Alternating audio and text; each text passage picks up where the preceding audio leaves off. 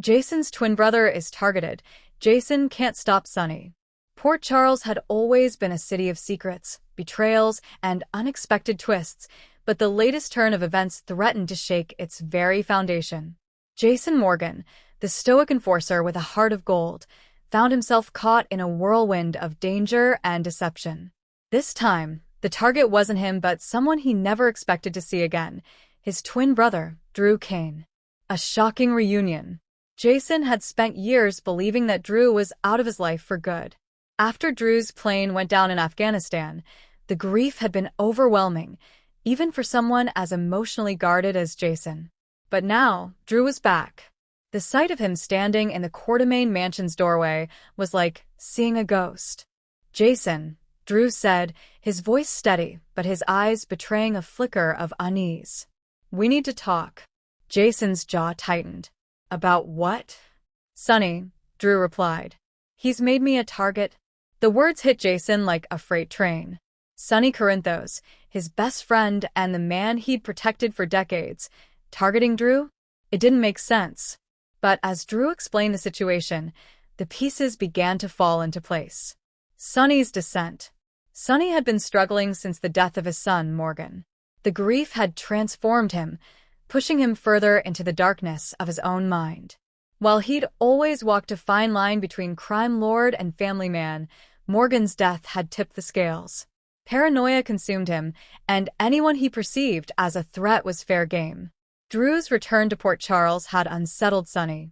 Rumors swirled that Drew had uncovered evidence that could dismantle Sonny's empire. Drew's military background and history with covert operations made him a formidable opponent, and Sonny wasn't willing to take any chances.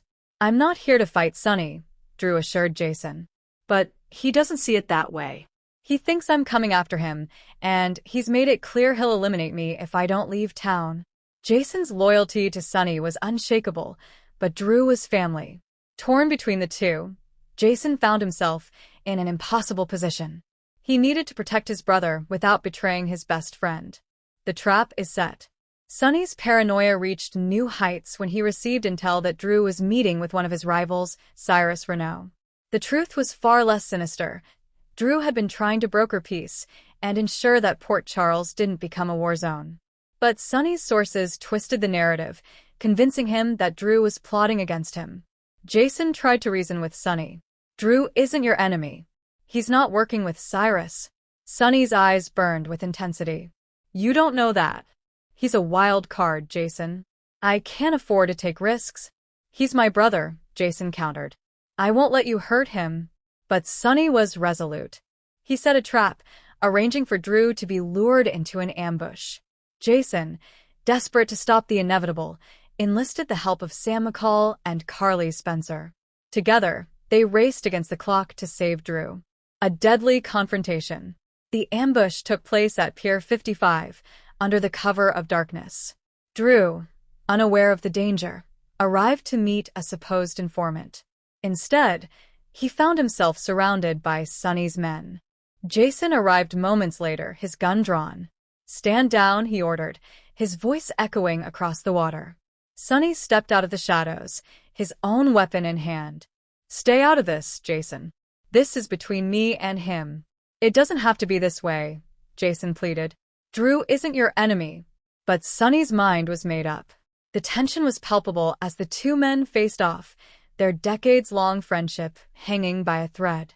Drew stood silently, his hands raised in surrender, but his eyes never left Jason's.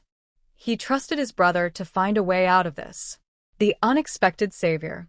Just as the situation seemed destined to end in bloodshed, a new figure emerged from the shadows. Anna Devane.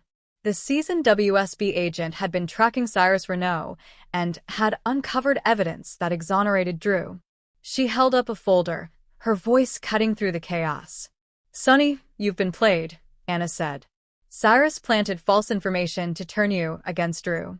This was his way of destabilizing you." Sonny hesitated, his grip on his gun loosening.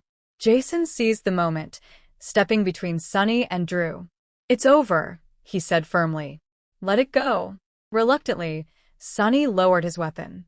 The weight of his actions seemed to crash down on him, and he turned away, his shoulders slumping.